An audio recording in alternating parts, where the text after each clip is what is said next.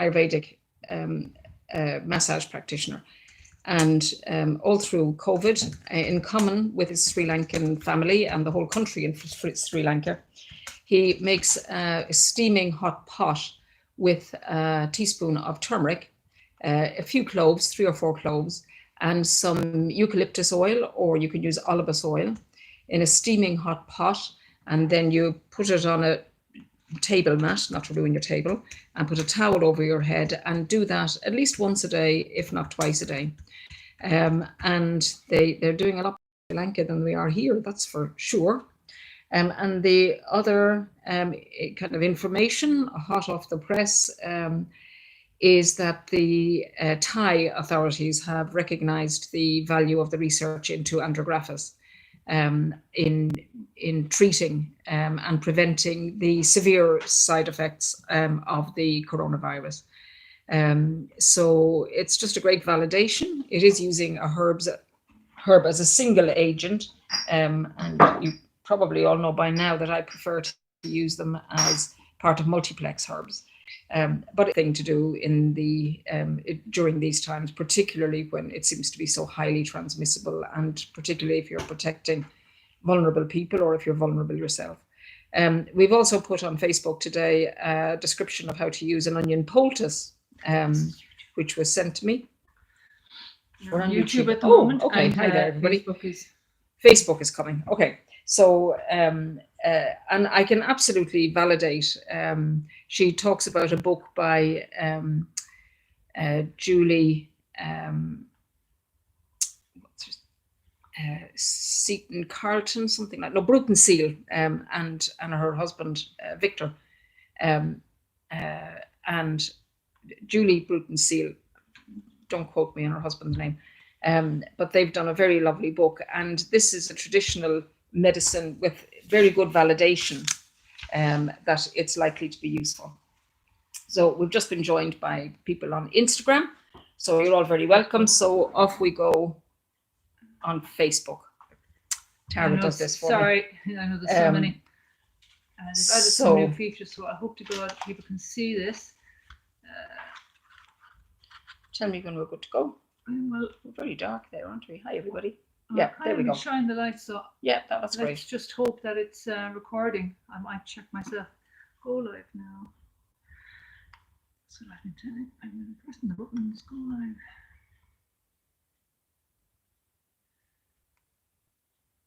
Choice.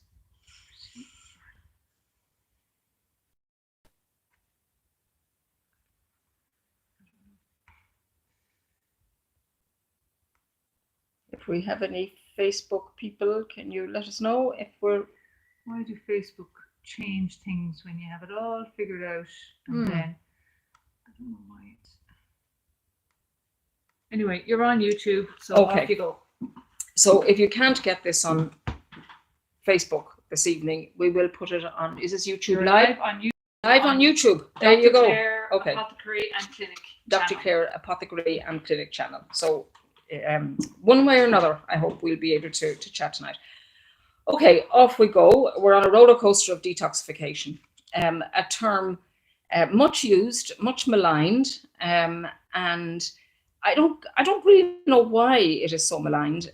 Maybe because people make so many unreasonable expectations based on a very tiny amount of research. This is what I call scientism, where any small amount of fairly indecisive or not very good research is used to justify a whole load of claims. But this is the world we live in. So detoxification involves enhanced removal of stuff. It's a detoxification, so it must be about removing something. You can do that simply by reducing the workload on your internal physiology, by reducing your calorie intake, by reducing your alcohol intake, by going on holidays halfway up a mountain as opposed to being in the sea. That reduces the workload and allows capacity for processing. And this is probably one of the reasons, empirical science, why every religion and culture, usually linked, has a period of fasting during the year. So it's observed that allowing all these systems to rest for a period of in or around 40 days a year is actually good for us. They didn't have the science to prove it, but it just happened to have emerged in virtually every culture in the world. So we can enhance the removal, we can reduce the workload, or we can reduce the exposure or ingestion. We can make responsible decisions, helpful decisions, skillful decisions even, as to what we're exposed to and what we ingest. There's loads that we've no control over, so we just get on with that. That's a reason why paying a bit of attention to detoxification can be useful. So detoxification is a process. Every process needs energy. That's why we want to detoxify, because they are substance, by definition, they're harmful. Toxins can be an inside job. We make toxins every day as part of our normal functioning physiology, and then we rely on our eliminating system. A normal response to illness, inflammation, is a process that produces and results in quite a number of toxins. But they're useful to us, and then they need to be eliminated. They can be made by bacteria that have got past our barriers, and they're inside.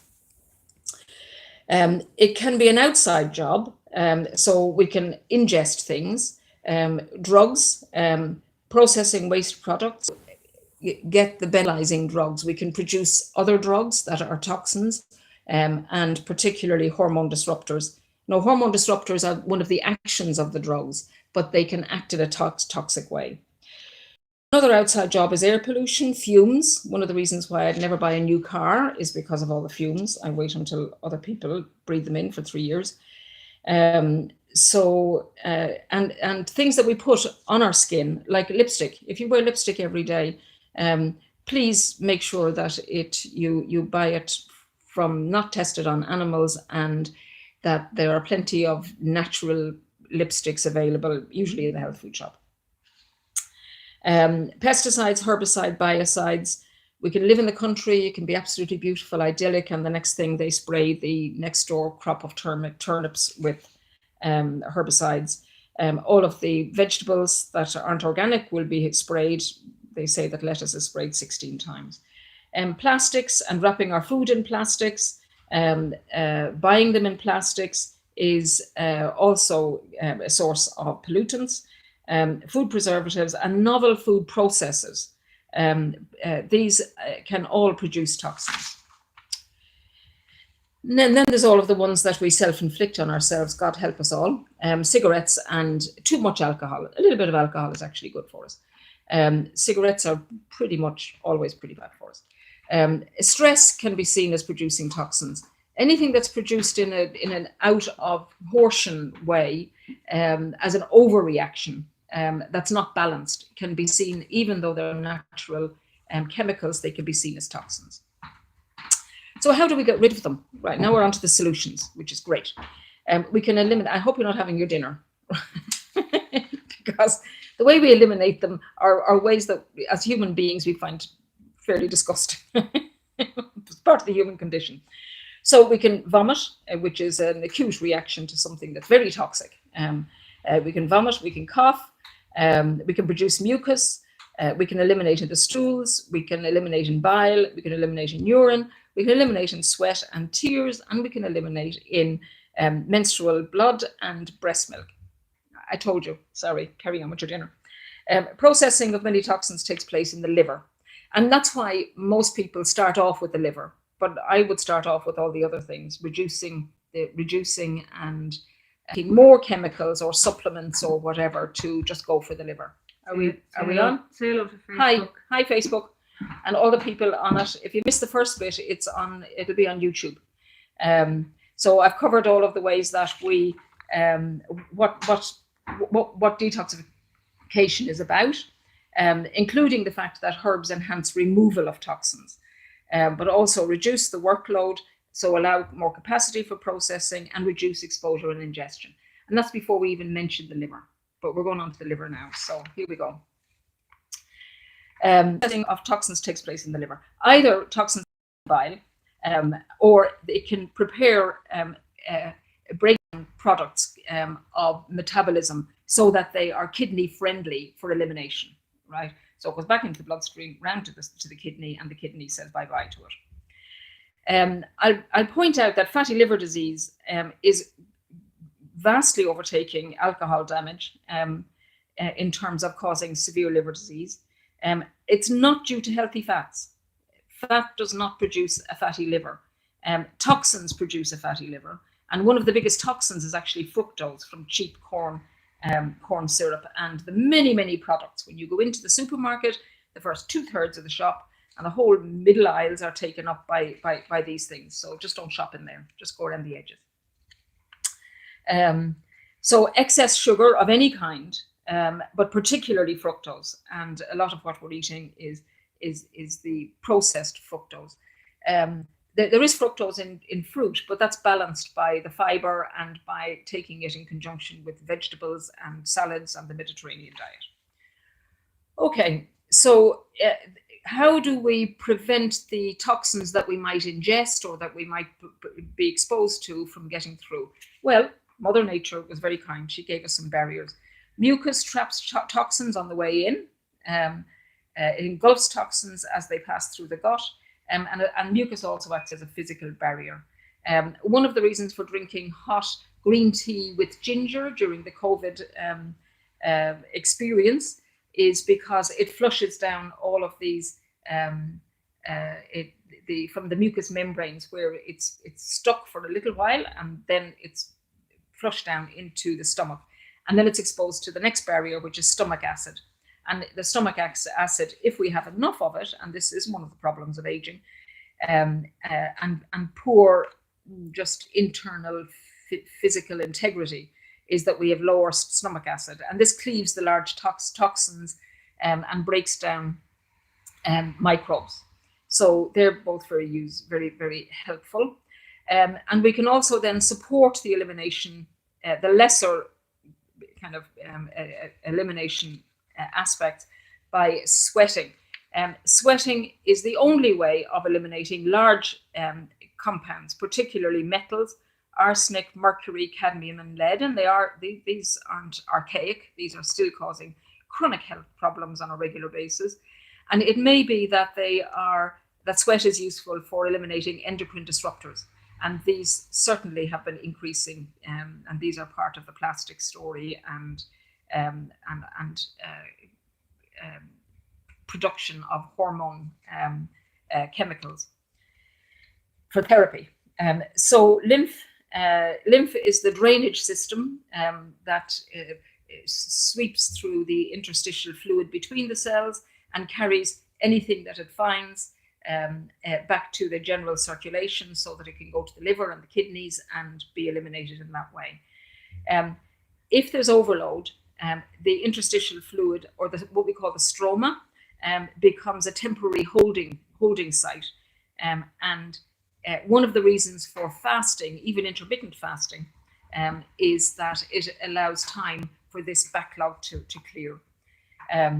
When I was growing up, intermittent fasting was just normal. You had your tea at 5 or 6 o'clock, and that was it until the following morning. And now it's called fasting.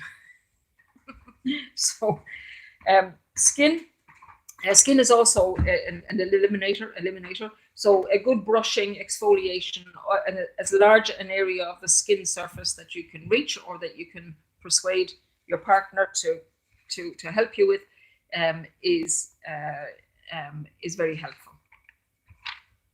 Okay. So, as always, in the middle of any presentation, you know what Dr. Clare is going to say: digestion. And the digestion is so important because it assists the liver. If your digestion is intact, you don't have leaky gut, and you're not allowing all these large proteins to get past. Really upset the immune system on the way, and give more work for the liver, which, as we can find, as I've described, already has plenty to do. So, according to Johns Hopkins Hospital website, liver is the body's filtration system. It converts toxins to waste products. It cleanses the blood. Now, this is the first time I've seen a medical term of cleansing the blood, which is has always been derided by skeptics of herbal medicine. Cleansing the blood? What do you mean cleansing the blood? Well, it's written here by Johns Hopkins Hospital, so it must be true. So we cleanse the blood. It also metabolizes nutrients and drugs to release beneficial proteins.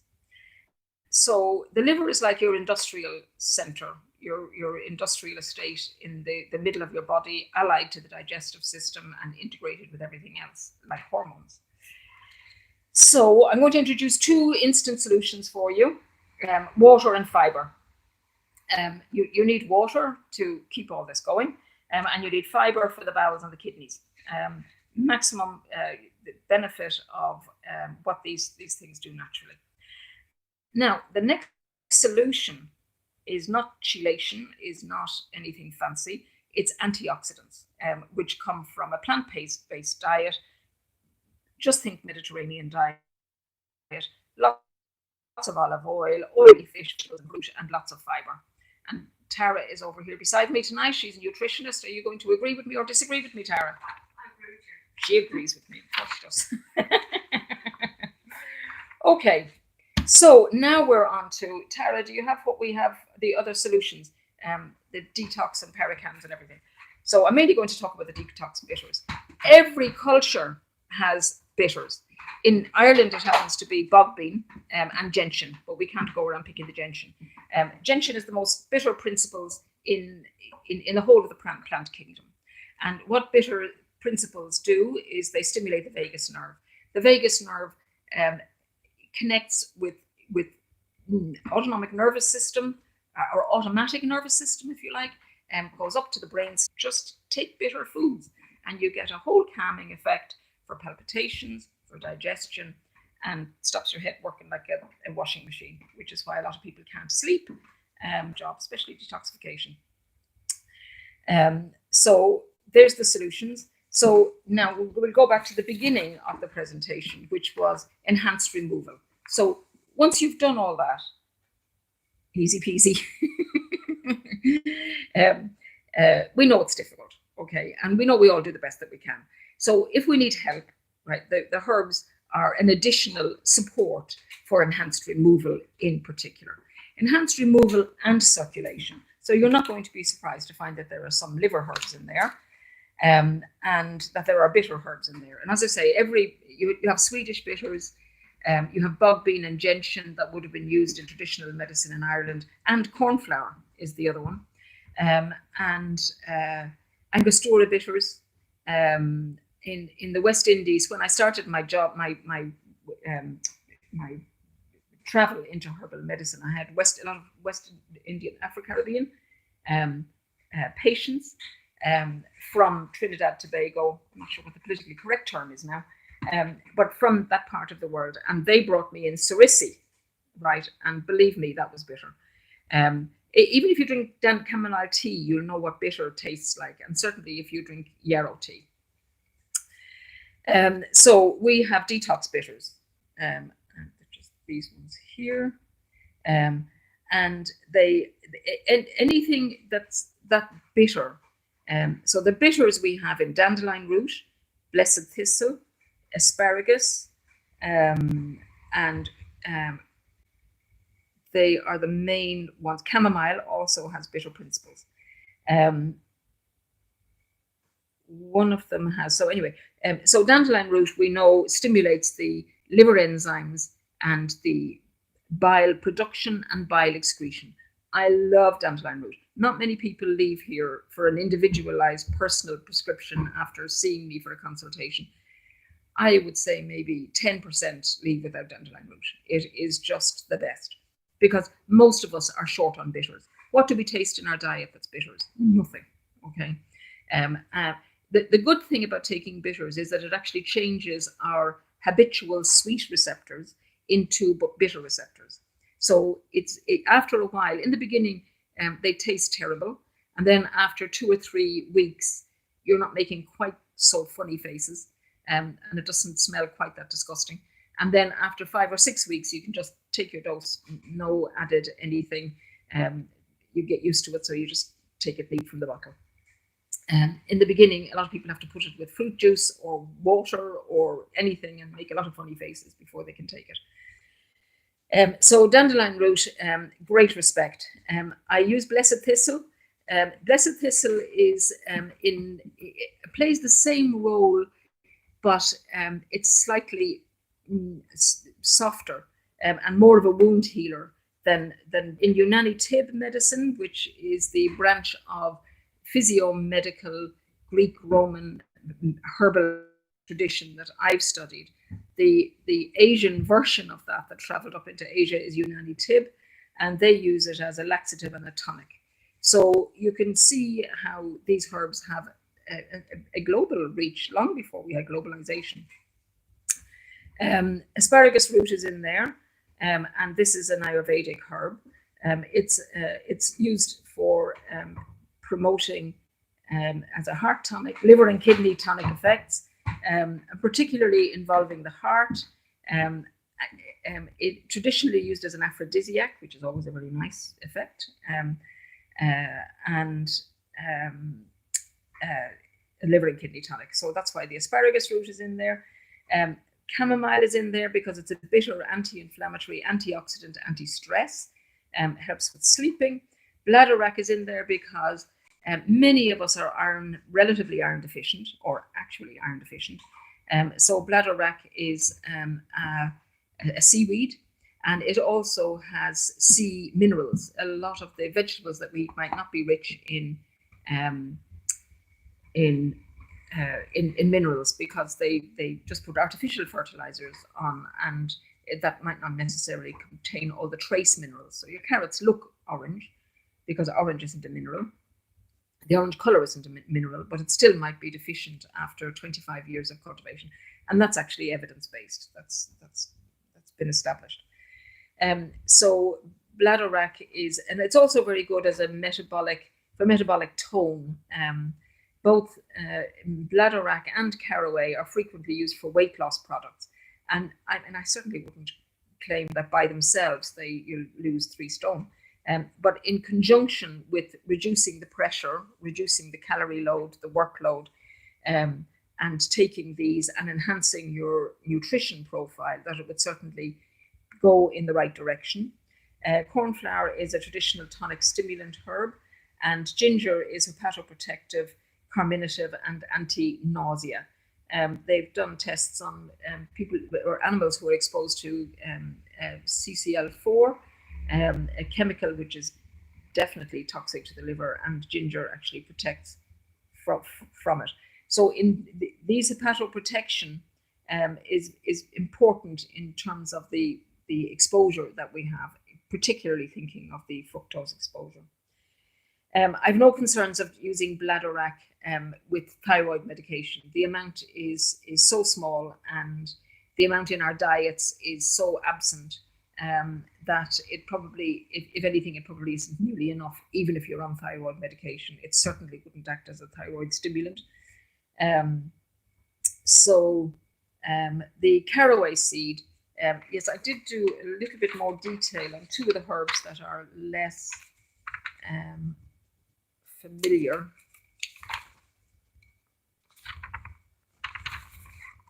If I can find them. Oh yeah, blessed thistle was one. Or we do the blessed thistle. And I took this one just because I could do this with any of these herbs. But this is the one, probably one that's less familiar, and it's to bring out a couple of different points. It's possible that it was called Canicus benedictus, which is the Latin name, because it was being used by the Benedictines. Its use goes back to medieval Europe, when it was commonly quoted and universally quoted as being useful for the plague. It has bitter principles. Now, the next bit is just to show you that I'm intelligent and I've been to school. So it's mainly as a response to the sesquiterpene lactones. It also has flavonoids, volatile oils, polyacetons, and artemisinin. So that's one of the bitter principles. So these all act to influence the vagus nerve. And notice I say, it doesn't say it stimulates it or inhibits it.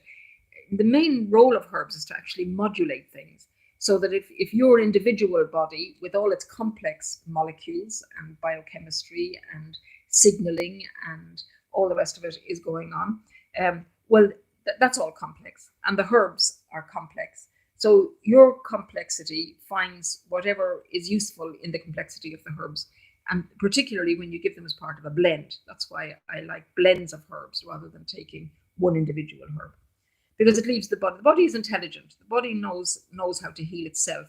If you give it just a little bit of the ingredients to support it, if it's not getting better by itself. So overall, the effect is to stimulate the bitter receptors, also promotes sweating, and it's also an emmenagogue, which means it brings on periods. So it's useful. But if you don't have periods, if you're a bloke, it just doesn't have that effect. And if you're a woman or a girl who has their periods regularly, it just won't have that effect. It only has the effect if it's necessary. That's how clever the herbs are. It's also got an anti-inflammatory and an anti-proliferative effect. Now, these are mainly supporting evidence from life sciences.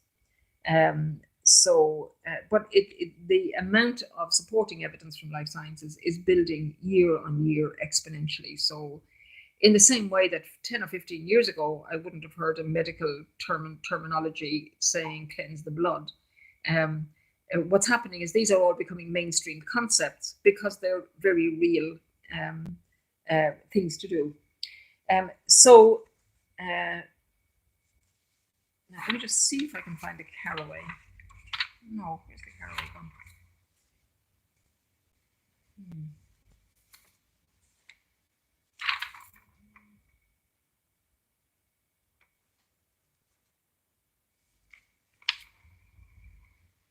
No, I don't know what I did with that. Anyway, I can tell you, well, it's in there for one of the good reasons for it in there is that it takes a little bit of the terrible taste and balances it a little bit with caraway seed. And I've already covered the rest. The other reason I wanted to use the caraway in particular is you wouldn't necessarily think of it as a detox herb, is that it is globally used all across that central belt of Africa, the Mediterranean, Persia, that's the area which is now Syria and Iran. God bless them, any God. And then going up to Russia, where it was used for coughs primarily and pneumonia. So this is a diverse herb. And when you look at the fact that it's antispasmodic, you can see how it would be useful for digestion and useful for a cough. Anything that's a carminative to the digestive system is also soothing for a cough. Okay. So that's the bitter detox blend, and you take 5 mils 3 times a day and a little bit of water to start off with. If you don't need to add juice, don't. If you do need to, for the first few days especially, that's fine. Better to take them a half an hour, about 20 minutes before a meal, but don't worry if you forget, take it whenever. It's also very good. We also call these hangover bitters. So if you've overindulged, if you're going out for a meal of an evening, we dream, or you're creating a date night with a particularly rich food, that's more likely, isn't it? You can take bitters with an aperitif, because that's how all the vermouths and the Cinzano and all of these bitter aperitifs, that's what they did. They were to prepare the digestive tract. And then take 5 mils before you go to bed and take 5 mils in the morning. And you'll find that you won't get that foggy, kind of almost like a hangover feeling the next day. Well tried and tested, let me tell you.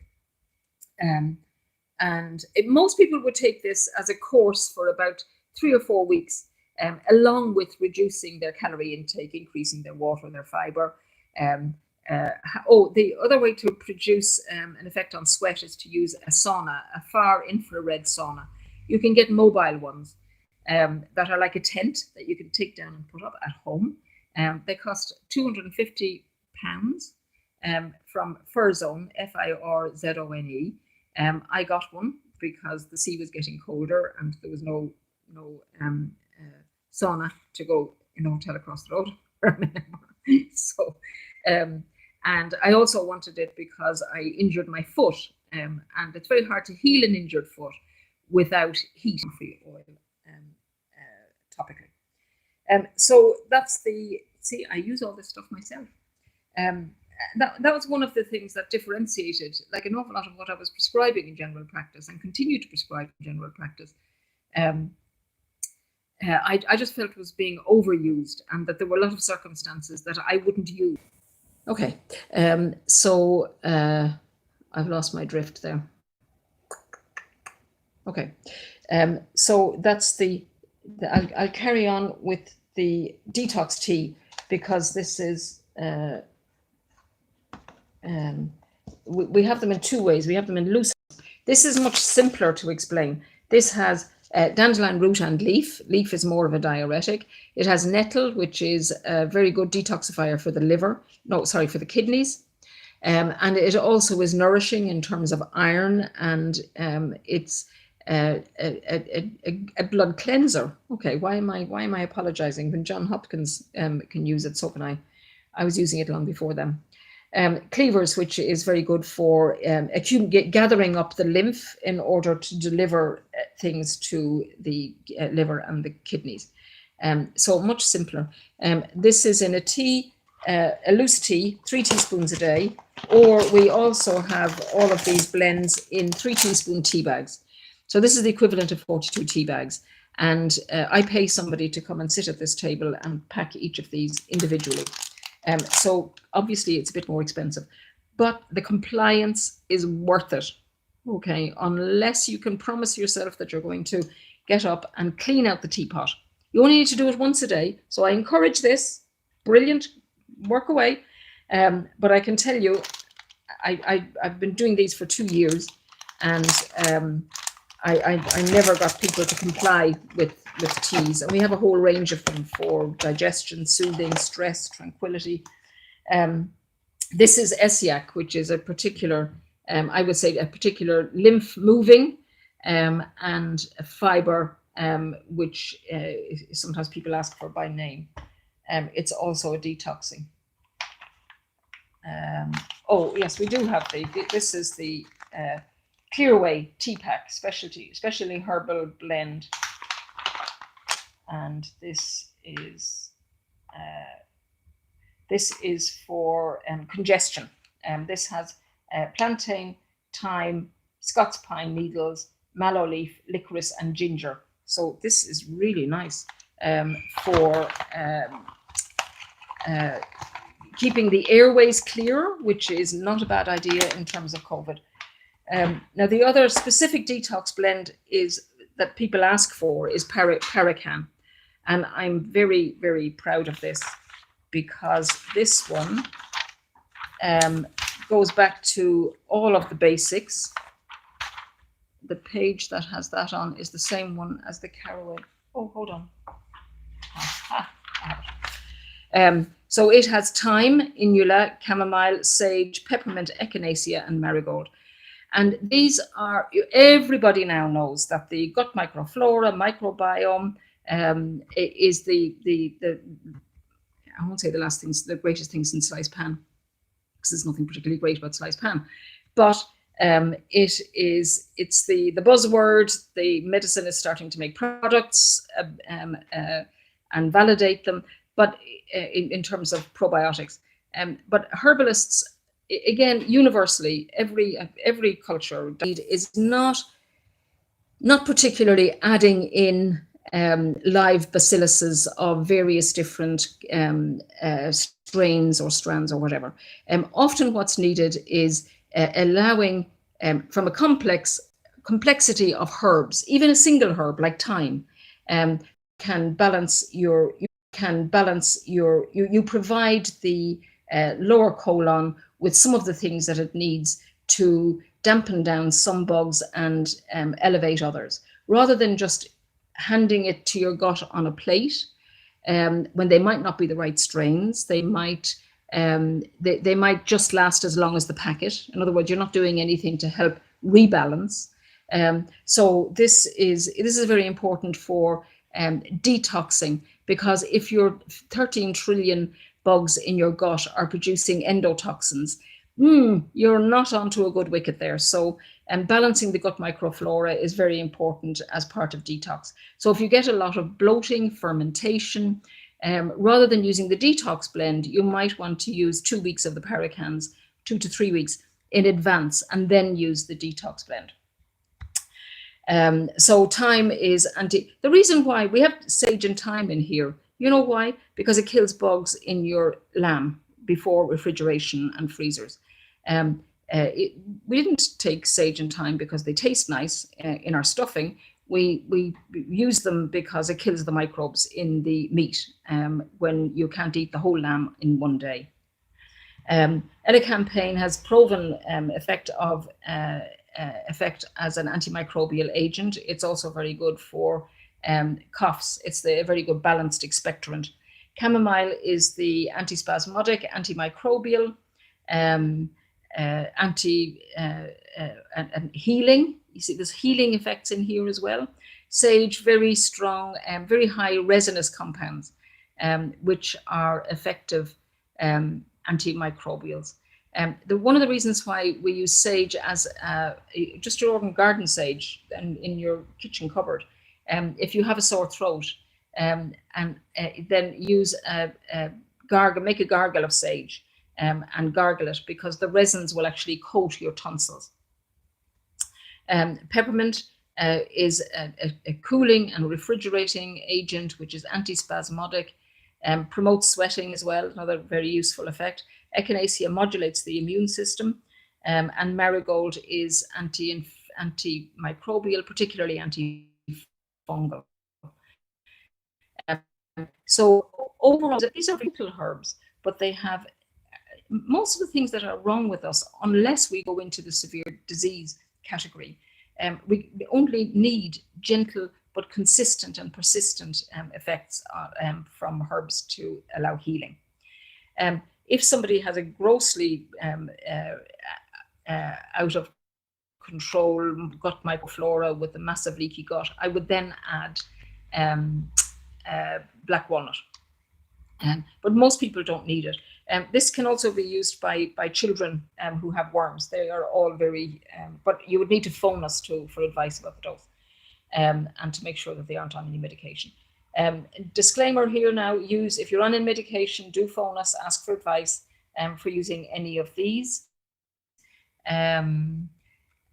They can be used with antibiotics, but I hope you don't need them. And if your doctor says it's not likely, please, accept that. It really means that it's not likely in an educated professional opinion. I trained with a Dr. John Miller in North London, and in 1985, I did my GP trainee year, and his refrain was, most things get better in 7 days with an antibiotic and in a week without them. And we knew all of this about antibiotics. How long ago was that? 25 years ago. It's taken a long time for the news to get out. So antibiotics are very useful. When I prescribe antibiotics, it's the full dose, the full course. My father-in-law has just had intravenous antibiotics for 5 weeks in hospital. And thank you to all the people in care staff in UCHG. And they were absolutely necessary and probably saved his life. So there you go. One of the things I would say about herbal medicine is that I would love to see people at the beginning of illness, when it's just not settling, the early asthmas, the early eczemas, the early irritable bowel syndromes, the sinusitis, the migraines. You don't have to be falling out of the canoe before you see a medical herbalist. In fact, it's fairly least appropriate. And when you think about it, how many people does it take to lift you back into a canoe compared to how easy it is to fall out? So come earlier and earlier and earlier. Gradually, after 21 years here, people are getting the message. But I think everybody's gone back a bit with COVID.